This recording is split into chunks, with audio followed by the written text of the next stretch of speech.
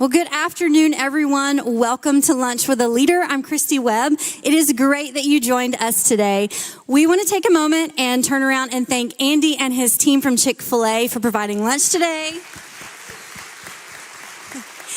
If you notice, they're wearing some awesome hats that Brenda promised me I would be able to get one. It says spicy chicken biscuit on it. They are selling them officially starting today, every day. So make sure you go by and you grab one of those biscuits. Super yummy. So our goal here at Lunch with a Leader is to equip our local leaders with spiritual truths so that they can further the kingdom in their circles of influence. And we do this by taking a look at the life of a leader in Scripture. And we learn from their experiences. So today we will be continuing to look at the life of Nehemiah.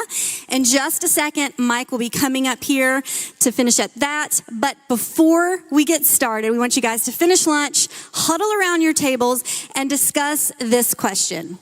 Why is it the tendency of leaders to act first and then get information second? Thanks, you guys, for joining us today.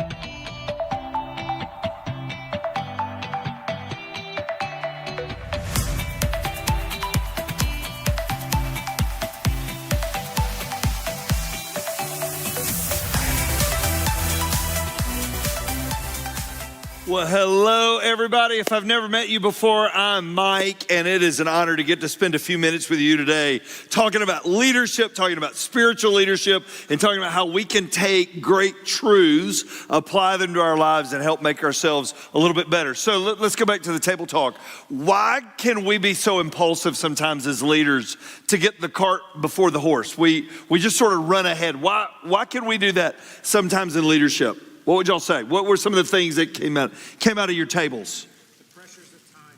The pressures of time. Yep, it's time influence. What else? Afraid you look indecisive. Yeah, you don't want to look indecisive. You don't want everybody looking at you like, what are you doing? Why did you not make a call? Why did you not make a decision? And you can overthink things at times. Very good. What else? We don't want to be paralyzed by analysis. Like overthink it forever. Yeah, the whole paralysis by analysis, right? We want to overthink it. And based on your personality, if you've ever done DISC, based on your personality, some of you lean more. You always need more information. Some of you need no information to make a decision. So we're going to be somewhere in between today. So right there on your table are notes. Go ahead and grab those notes. Those will be our guide to work along today. You've got pens there as well. You're welcome to keep a pen, and we will dive in. So we got Nehemiah. If you have not been here since we started the life of Nehemiah, Nehemiah was a cupbearer to the king. Nehemiah, his job was not construction. His job was working for the king. He lived in a palace. But Nehemiah got burdened. He heard about the walls of his city, Jerusalem, being torn down. To our knowledge, Nehemiah's never lived there. But Nehemiah heard they've been torn down. Nehemiah goes to investigate, and we find Nehemiah being committed. Last month, talked about being committed to the cause, and today we find Nehemiah now on the hunt and on the look. So before we dive in today, would y'all pray with me? Father, today we give you this time. And Father, I know how valuable time is to each person sitting in this room. Father, they have a bazillion things on their plate, but yet in the middle of it, they've decided that they have got to be the leader, not just that they are, but Father, the leader that you created them to be in this place and this space and time that they're in now. So Father, may we learn lessons from those that have gone before us that not only did it, but they did it well. And they were commended for the work that they did. And so, Father, teach us truths we didn't know. Remind us of things we do know. And Father, may we walk out of here in a few minutes a little better, a little stronger, a little more focused to be the leader that you created us to be. And Father, we pray this now in Jesus' name. Amen. So before we dive in, how many of you would go, I am a leader who always wants more information? That's just how I am. I love lots of information. If that's you today, raise your hand. All right, you're trying to decide whether to raise your hand or not. All right, you're one of those people going, I'm not really sure. How many of y'all are like, yeah, I don't need a lot of information. I'll just go with my gut. All right, raise your hand. Okay, a few years ago, my son's sitting in the room. If you're familiar with DISC, he is a C personality at like 94 and 97 is very, very high. And I am an I at 98. And so he needs lots of information. I need no information. He was announcing our baseball games at Allatoona, and he would put together a scouting report for every game. I mean, a detailed scouting report on every player. Well, he's announcing the games in the booth. I'm calling the pitches down on the field. I pitched, and so I've got a knowledge of what I'm looking for, and I lay his scouting report beside me, and I would be getting texts going, pick up the work that has the information and quit using your gut. Basically what he's saying is, if your gut was so good, you'd still be pitching. All right, and so basically what he's saying, you need to use the information, right? Nehemiah lays a great template for how we all, no matter our personality, we all need to lead. Here we go. Nehemiah chapter 2, verse number 9. If it's not in your outline, yep, it's there on your outlines. It'll also be up on the screen. Every now and then I may stop and get you to underline something. So Nehemiah is on the scene, right? He got papers from the king, and the king has set him free, and he's told him, you go. So Nehemiah is here. He's in Jerusalem. Look at what. So I arrived in Jerusalem 3 days later. I slipped out during the night, taking only a few others with me. I had not told anyone about the plans that God had put in my heart for Jerusalem. All right, time out real quick. Remember, Nehemiah had prayed for months for God to open this door. This wasn't like on Tuesday night he decided to do it, on Wednesday he asked the king. He had prayed and sought the Lord, but it's interesting. He says, I didn't tell anybody about it. Look at what it says. We took no pack animals with us except the donkey I was riding. After dark, I went out through the valley gate, past the jackal's well, over to the dung gate to inspect the broken walls and burned gates. Then I went to the fountain gate and to the king's pool, but my donkey couldn't get through, and I want you to underline this next phrase. He couldn't get through the rubble. What does that tell you about what the walls were?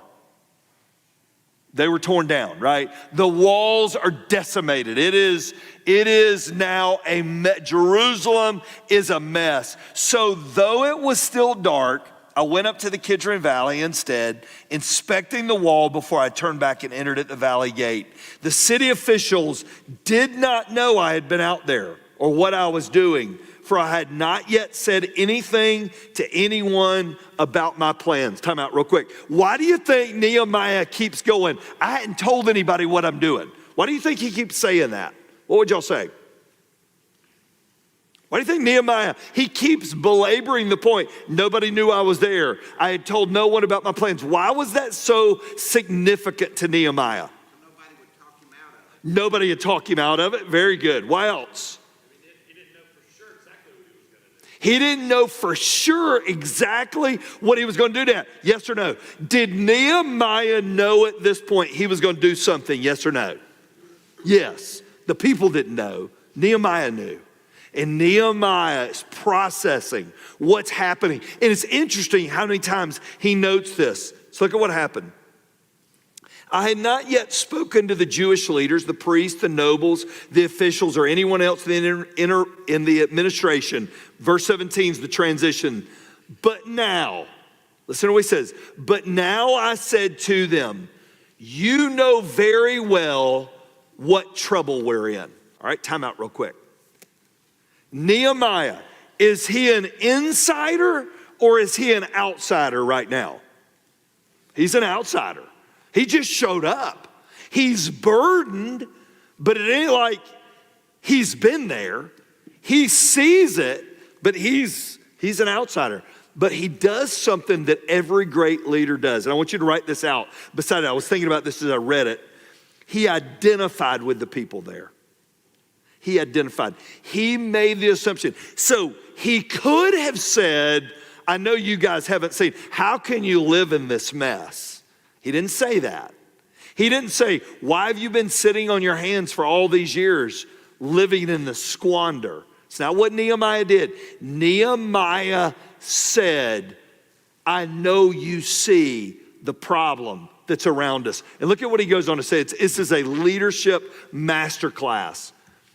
But now I said to them, you see the trouble we're in.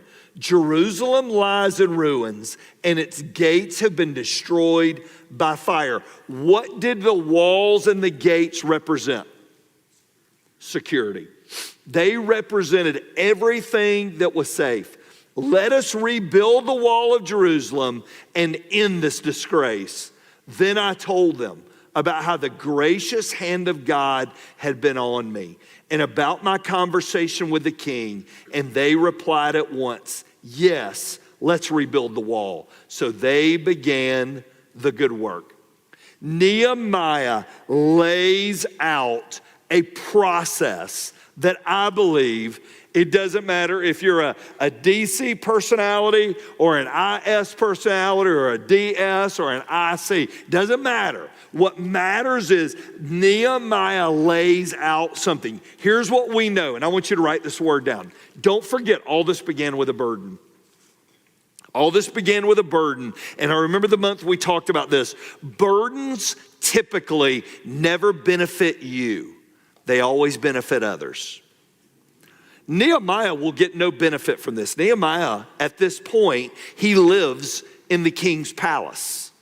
But Nehemiah is burdened for his people and where they've been from. Everything begins with a burden, but then there begins a process. Our tendency is to ready, fire, aim. That's our tendency. And there's a couple reasons, and it's sort of what we talked about a second ago. I want you to write in 3 little blanks that we got there. Sometimes it's just impatience. It's just impatience. We are so burdened, we just go. We don't really have the information. We don't have stuff lined up. We don't really know anything. I don't really have time to walk around a bunch of walls. I wrote down, and this is what I wrote out beside it. This is a trigger leader. Like they just itch you to pull the trigger. It's a trigger leader. They don't really know yet, but they just I got to do something, especially if we're new or if we're under heat. Right? If you're new, you feel like you're obligated to do something. If you're under heat, you do it to cover yourself, right? We can be very impatient. We don't want to let things go any longer because we don't, and somebody said it earlier and I thought they nailed it, we don't want to look indecisive. We don't want to sit there and go, well, I don't want people looking going, I mean, why have they not made a move yet? Why have they not done it yet? I had a guy years ago, he moved to this community, he asked me some questions and I said, can I ask you a question? Why would you ask those questions? And this was his response. He said, I learned a long time ago, never tear down a wall till you first know why it was built. One of the best things I ever heard. He said, our tendency is to come down and just tear stuff down and then go, now why exactly was that? Why? Nehemiah battled through in it being a trigger leader, an impatient leader. But look at the second thing we can face sometimes. Sometimes it's just pride. Sometimes it's pride. We've been given a vision, we feel like, that came from the Lord, and we just get prideful. What do I have to learn from anybody? What do I have to learn from anybody? Why ask questions? What's the point of walking around? What's somebody else going to tell me? And this is what I read up beside that. That's when we become an arrogant leader. We think we don't have something to learn. All right, question. Will we ever know all there is to know about the industry we're in? Yes or no? No, never. We are never going to master our field. There's always something new to learn if we're not arrogant enough that keeps us from learning it, right? Arrogant leaders isolate themselves because here's the deal. An arrogant leader wants all the pats on the back when it goes right, but they don't want any of the problems when it goes wrong. So he battled through impatience, he battled through pride, and finally he battled through fear. So let's talk about this real quick. There's a fear if I find out how bad it is, I don't know if I can do it. What's the danger fear plays as a leader when you're looking at a monumental task? Okay, let's just ask this question. How many of you have ever faced something and you felt fear looking at what was before you because it was scary? Raise your hand if that's you, all right? Why do we feel that? Why is that the most natural feeling? Because I think every leader feels it. Why is fear so real? And what does fear cause us to do in leadership? What would you say? Fear's a distraction, big time. What else? Irrational decisions. Pardon? Make irrational decisions. You make irrational decisions. Very good. Sometimes you avoid making a decision. It can be a motivator. Fear can play a positive, right? And motivate us. Sometimes, you know, in fact, the old legendary book, Good to Great, he calls it in that book, facing the basically brutal realities. You got to face up to brutal realities. Sometimes in our organization, things aren't good. So let me just say this, time out. A lot of y'all, I don't know you as well. I don't really like, a lot of our staff's in here, I don't like bad news and I don't deal with bad news real well. And I don't like to hear bad things. The problem is life's full of bad things. And there's just times in leadership, you're gonna face up to something and it's not good. And here's the hard part, and it happened on your watch. The walls didn't fall before you got there. The walls fell after you got there, and you got to own up to those walls. Fear could have kept Nehemiah from stepping into it, but it didn't. Nehemiah handled this textbook. Here's the crazy part. To our knowledge, Nehemiah does not have a master's degree in leadership from any local universities. Nehemiah he's about to rebuild the wall. He doesn't have a construction experience. Nehemiah was just called by God to do what he was called to do. And here's what I would tell you today. I don't care your industry. I don't care your occupation. I believe God puts the right people in the right spots for the right seasons if they allow him to. And we find Nehemiah doing it. So a couple principles I want you to write down. Principle number one that we learn from Nehemiah about investigating something before going public. Number one, investigation will confirm the vision is from God. If we will take the time, it will confirm that the timing is right, that it came from the Lord. Mike, how do I know? What is a litmus test from when something comes from the Lord? It doesn't benefit you, it benefits others. It's the number one litmus test. If you benefit from it, you've got selfish motives for it. But if it's gonna cost you something, it just makes it's a whole different, look at what he said. I told them about how the gracious hand of God had been on me. He didn't say that on the front end. He didn't play the God card on the front end. He did all the work, all the investigating. He played the God card on the back end and he said, listen, I'm here only because the Lord sent me. And here's what it determines. And I want you to write this little thought out and then I'm gonna read a quote. It helps us see if our burden is still white hot. I know sometimes when our kids were little and they would want something, we wouldn't give it to them the first time they asked. We'd let them ask for a couple years. All right, we'd make them play for it for a little while to see, is this something that was just like something they thought about, or is this really something they keep coming back to? Well, sometimes we got to do that with vision. Look at what Andy Stanley said, and I love this. So a lot of our concepts, so if you're like, man, Mike, I'm in a season of this in my life, the book Visioneering by Andy Stanley is a classic. And a lot of these thoughts today were birthed out of that book. Listen to what Andy said. Investigation will help you distinguish between a good cause and a God-ordained vision. If after a thorough survey of the landscape, you come away with a clearer picture of what could be and a hotter passion for what should be, chances are you've struck gold. Nehemiah, he waited. He goes out at night and he was burdened about the walls before he saw them. And when he saw them, he was eaten up with them. He knew he had to do something. And he knew that he had a part in this role. Number two, investigation helps me clarify my plans. It helps us get a game plan together, right? We've got a way to attack it. We've got a way to go after it. You know very well what trouble we're in.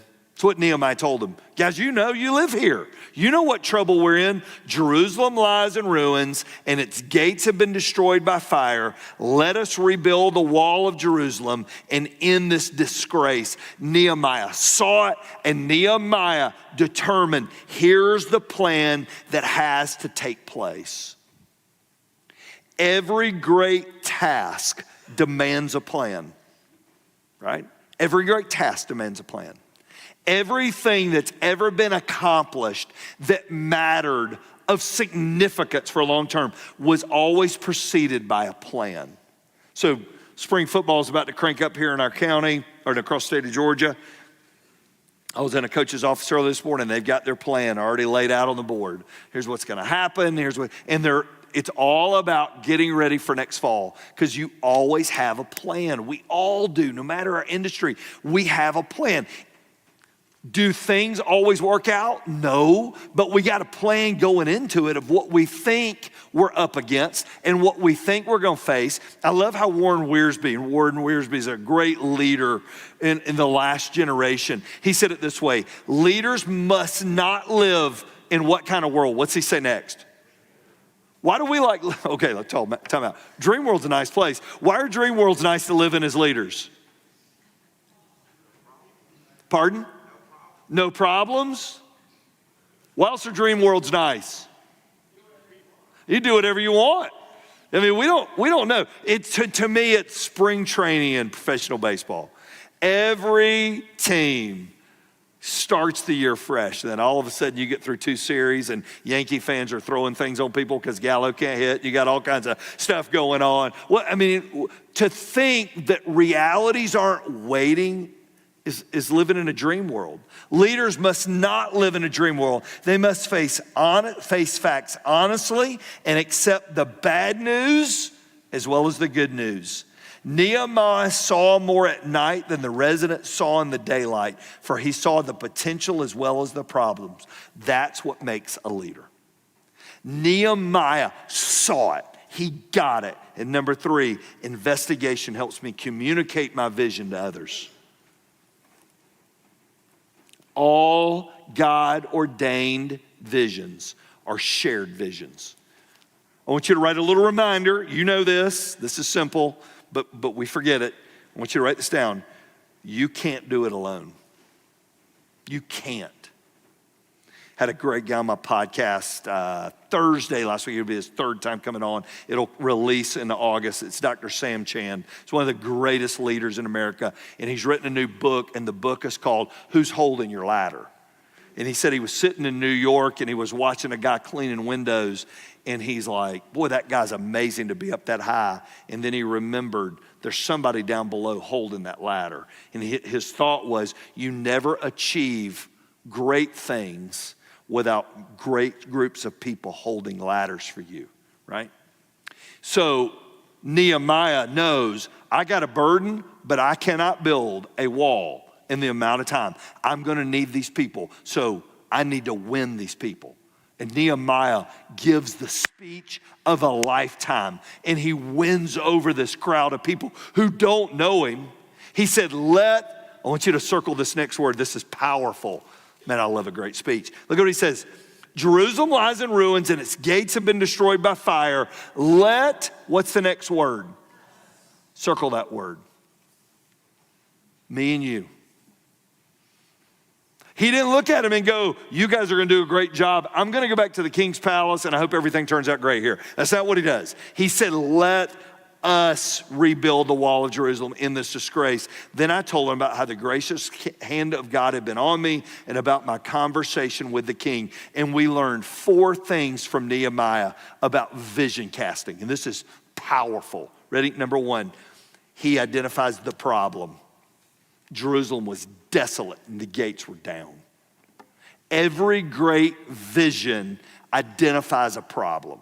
So if you're vision casting for your organization, for your company, you've gotta isolate what the problem is. Second, you give a solution, right? We're gonna rebuild the wall. So it's not just I'm gonna tell you what the problem is, everybody knows the problem, but what's the solution? So, time out. Last year I was interviewing a guy named Jimmy Dykes. Jimmy Dykes is the number 2 ESPN basketball guy commentating. He was a former college basketball coach, written a great new book called The Film Didn't Lie. The Film Didn't Lie. And I said, okay, you've interviewed Krzyzewski, Dean Smith. You've interviewed the greatest basketball coaches of all time. You've sat courtside and watched them coach. What separates the great ones? It's one of the best answers I ever got. What separates the great coaches from the average coaches? This is what he said. Every coach can see the problem, but only the great ones have a solution to fix it. He said every coach sees it, but the great ones know how to fix it. They're the ones that can make a game time adjustment and fix it. Nehemiah not only had a vision of what could happen, he had a game plan of how they were going to do it. And you're going to be fascinated as we walk through what his game plan was in the coming months. And number 3, the reason something must be done. And I want you to write under this, there was a burning why. See, when we give the solution, we're beginning to imagine what life could be like if the wall got fixed and if things happen. But then there's the reason something must be done. What difference is it going to make if I accomplish this? It's the burning why. It's not the what. It's not the what of building the wall. It's the why. And that's what people in your organization, that's what people in our communities, that's what people in our country are dying to see. And number 4, letter D, the reason something must be done now.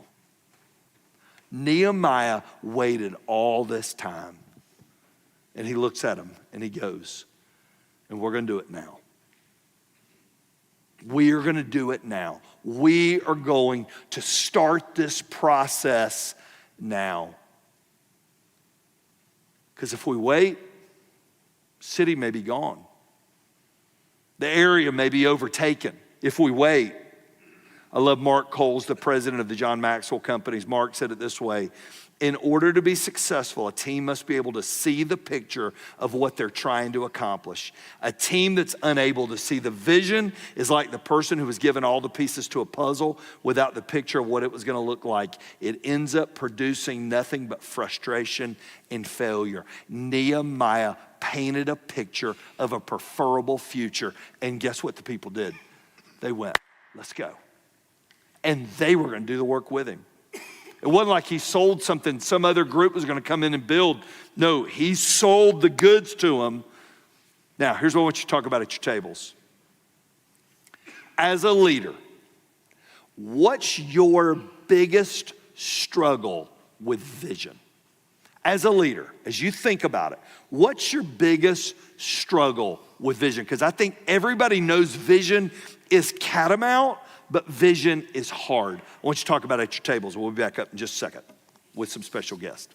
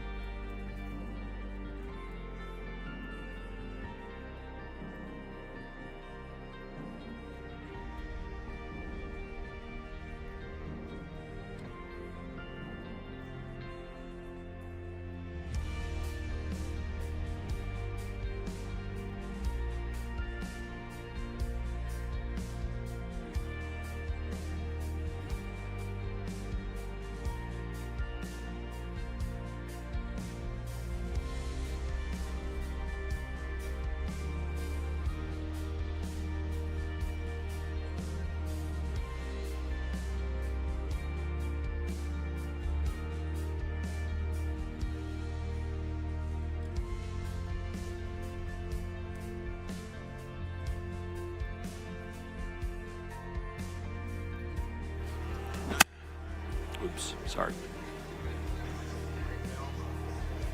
All right, we are back, and I'm Stephanie Ford, for those of you that I don't know, and I'm on staff here at North Star, and we've got with us Kevin Scott. And if you don't know Kevin works with Addo. And Addo, I actually just said, what do you want me to say that Addo does, Kevin?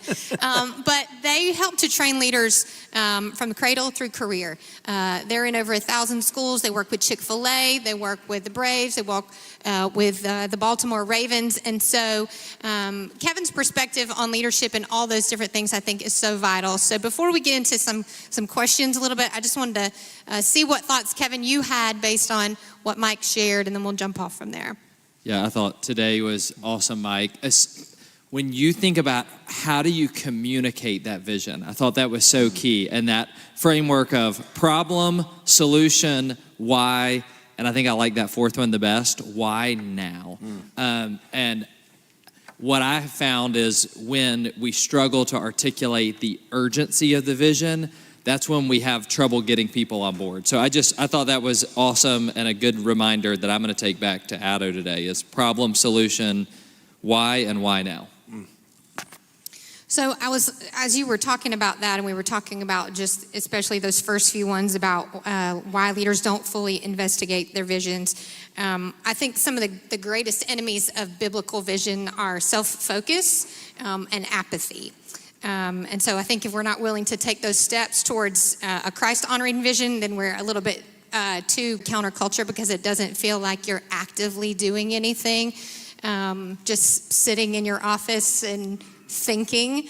But what I want to talk about there is, so just on a personal note, my father-in-law passed away this last summer from dementia. And so we were just very intrigued with the way the mind works, the way the brain works. How is it that he is, at the end of his life, unable to do so many things, and yet he remembers how to do so many things? And they talked about just those pathways that your brain carves after years and years and years of doing the same thing. It's almost like that well-worn path where you can tell, a bunch of people have taken this shortcut before because everybody has walked through here. And so I want to talk a little bit about just a leader's thought life and kind of what takes us, because I think sometimes we're talking about how come we're not able to communicate our vision, or what are this about it. And I'd like to just start with, do we even know how to create a vision for our own lives personally? And what is it that's maybe stopping us that we haven't even taken the time to think about? If I say the phrase to you, practice makes, right? But my mom was my music teacher, my piano teacher growing up, and she would say practice makes permanent.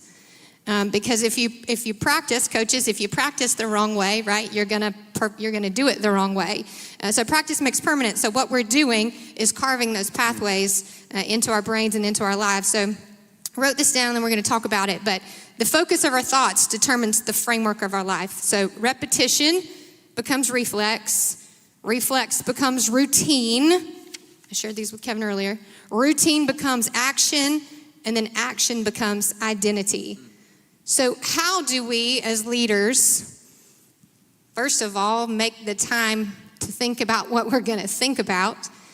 And how do we make sure that what we're thinking about is God-honoring and forward-focused? Because, Kevin, we were even talking a few minutes ago about just mental health. So either one of you, whoever wants to talk about that.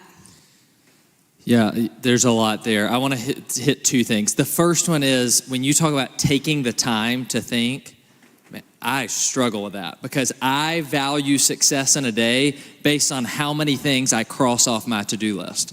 So I say sometimes I even write down really easy things on my to-do list so that I can get the sense of satisfaction of crossing them off. Anybody like that in here? I'm like, put on my clothes. Yep, it's going to be a good day because I need that momentum. And you're right, when you're thinking, if you're like, I'm going to block this, there's a leader, she calls it white space. Having that white space, you don't feel like you're accomplishing things. So I think I realize that's a gap in my own leadership. The second thing is, though, what you're thinking about. We do these things at Addo retreats where we have people share a different lesson. And one of them a couple years ago that I'll never forget, and this quote is gold to me, a guy named Patrick on our team said, what you meditate on, you magnify, and what you magnify controls you. So what you meditate on, you magnify, and what you magnify controls you. And he gave us this picture of like, if you're sitting in a movie theater with the big IMAX screen and you're at the front row, that image that you're playing over and over begins to control your mind. And it's this person that hurt you and this thing that went wrong and this fear of failure. And the more that you magnify it, the more that it controls you. And so you've got to start to have different thoughts. And some people think that's like pop psychology, like, oh, just change your thoughts. Well, the Bible says, as a man thinketh in his heart, so is he. And so it's a biblical truth that our thoughts determine who we become. So I think it's really important. It's really good.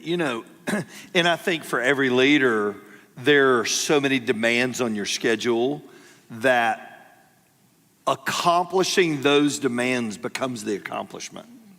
And we've talked a lot about it with Mark Miller from Chick-fil-A. You're close with Mark, who's the high performance guy for Chick-fil-A. What does Mark and Tim Tassopoulos, what do they do with their schedule? Yeah, they both have these things. They call them library days because when you go to a public library, you're not supposed to be on your phone or doing those kind of things. And it's interesting, Tim Tassopoulos, the president of Chick-fil-A, when he got promoted to that level, he used to have one library day a month. And Andy, I'm sure, knows, you think, okay, you get promoted now, surely you won't have a day a month you can do that. And he said, no, when I got promoted, I went from 1 a month to 2 a month. I doubled that time because I need it just to think. Because our demand is to put out the fire in front of us. Can we all agree there's always a fire in front of you, right? Probably that you created most of them. And so there's always a fire that's in front of you and you got to put out the fire. And people are going, what's the vision? Where are we going? And you don't know because you haven't had time to think. And thinking has been the hardest part for me in leadership, finding that time to think. And so for me, I cannot think sitting in that office up the hill. I have to, and I do it in the evenings at a ball field with earbuds in. Half the time I don't have anything on, and I'm picking weeds and throwing them over the fence. I'm edging a warning track. Why do I do it? Because it's my time to think. It's when I get quiet space that I can think. And I think that's so good to remember because I think a lot of us believe that in order to think, we have to be in this executive setting behind my desk with my do not disturb on and not in the place that allows your mind the freedom to think and be free from distraction. I can't, I have 4 kids. If I ever just say, I'm going to work from home, I cannot work from home because I've seen all of the things that I have failed to accomplish at home while I'm trying to work from home. So find the spot that works for you, I think is what we're saying to do that. I wanted to talk just a minute. Several of our ladies in here were at Westridge this last weekend at an event called Cultivate, and the speaker there actually said something that really was interesting to me. He was speaking on Proverbs 29:18, and it says there, where there is no vision, the people will perish. And I've heard that my entire life, but I think in my mind, I always equated that to like an actual physical death. And one of the things that we talked about in this conference was it's not necessarily that, but it's that relationships will perish, that your zest and your goal will perish, your goals for life will perish. And so I guess my question there is, what do you do, number one, if you feel like you have no vision to cast? And then what do you do if you feel like you're in the organization where no vision has been cast and you're not, maybe you've been given the burden, but you don't have the ability to share that burden based on your position in the company.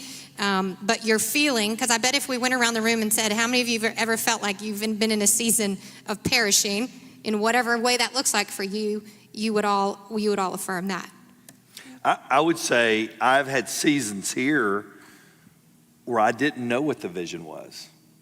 And that is the hardest thing to articulate to somebody. So what do? We never articulate it. We make up something. That's what we do. We lie to survive. And we go, well, here's something, and we just throw it out. Because we've all been in those seasons where we go, I don't know. There's no clarity. There's no, I'll get back with you. That is the hardest thing to tell people. But I think telling people I'll get back with you is way better than lying about something that is setting a course. And that's something I've had to grow in, definitely in leadership. Yeah, I agree with that. I think about our son, George, is almost 4, and he asks why 1,000 times. like just over and over and over again. And I think sometimes there are leaders who struggle to communicate a vision. And if you're in an organization and you feel like you're not getting the vision from a leader, it puts pressure on them. So I want to be careful how to do this, but I think asking them the question why, I think there's an old leadership management thing about asking why 5 times. Why? Well, then why do we do that? Why do we do that? And I think a lot of times when you ask why enough, even if that leader doesn't completely know it, it helps uncover for them the motives of what they're doing. So I just challenge people to do that if they have a leader and they feel like they're not getting the vision from them. And I know we're kind of wrapping up on our time here, but I want to go back to what, Mike, you were talking about not being able to do it alone. And we talked about in our group this week, the ladder holders. And I told Mike this rings true to me because my husband is in roofing. And there'll be a lot of times when he says, oh, I've got to go to such and such a place. And I'm like, I didn't think you were doing a roof there, whatever. And he'll say, oh, well, we have to hold the ladder, or I'm doing a double ladder pull, which basically means we're putting the ladder down. One of us is climbing up. The other one is climbing up. We're pulling the ladder up, and we're putting it on the next story. I'm like, maybe don't tell me all the details of the climbing the houses, but it is such a incredibly visual thing for me, and I think we say this sometimes, but especially women in leadership. I'm looking over at Christy and Courtney and some of the ladies here on our staff, because I think sometimes for women especially, we may feel a little isolated in our roles, and we're not part of the boys club that it exists in a lot of places. But just going back to that for a minute, what would you say is the biggest hindrance as leaders that keeps us from believing that we need those ladder holders in our lives? I think there are 3 main things that prevent us. And I would say it's ego, pride, and control. Yep. And they're all 3 different. Ego is, if I have to have a ladder holder, that means somebody else has to get some credit. And when I have ego, I don't want them to get the credit. Pride is really, I don't want to admit that I need the help. I struggle with this one for a long time. And by the way, we have incredible female leaders on our team. And one of the things they say is that they feel like men are much quicker to ask for help than a female is. And females end up doing a lot of this work because they don't want to admit they need help. And then the third piece is that control. And this a lot of us struggle with because we want to do it our way. And if somebody else is holding the ladder, sometimes they're up there shouting, well, no, you should be doing it this way. And it's like, shut up. I just want to tell you, I want to do it my way. So ego, pride, and control prevent us. But I think we understand that we'll never get to the heights we need to get to without somebody else holding that ladder. And when we can admit that and acknowledge it, I just think we can accomplish so much more. As is said in schools all over this community right now, what he said.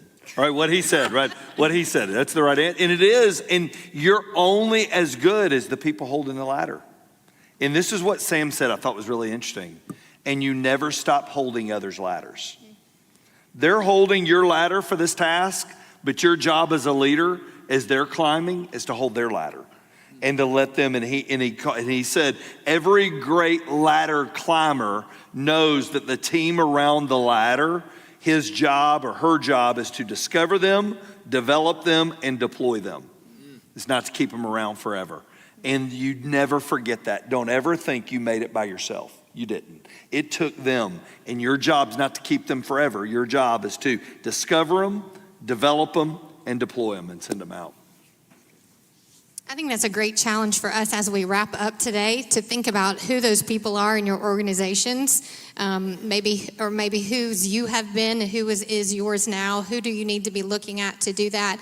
And again, just communicating your vision. I've heard it said, if we're not sick of communicating our vision, then we're not communicating it enough. And so maybe as you leave here today, challenging yourself with, have I taken the time to think, to pray, to ask God to instill His vision in me and not just my own vision. So thank you guys for being here. I'm going to ask Mike to wrap us in a word of prayer, and then we'll be dismissed. Father, thank you so much for a group of people that know that the task they've been given isn't just their task, but Father, it is something from you. And it's something maybe just for this season, but it matters. And God, I just pray for encouragement today. Father, I pray that they will know, number one, they're not alone, that you've got them. Number two, that you've got a plan for them that they can figure out and hone in on that plan. And number three, that when it's done, can invigorate and totally change a group of people in the community. And so, Father, thanks for the lessons from Nehemiah. Thanks for the amazing people around these tables today. And God, may we go out and live for you in the spaces and the places that you've put us. Thanks again for our time. It's in Jesus' name that I pray. Amen. Thank you guys for being here today. Remember, our next meeting is May the 16th, I think. Monday the 16th, something like that. Have a great day, everybody.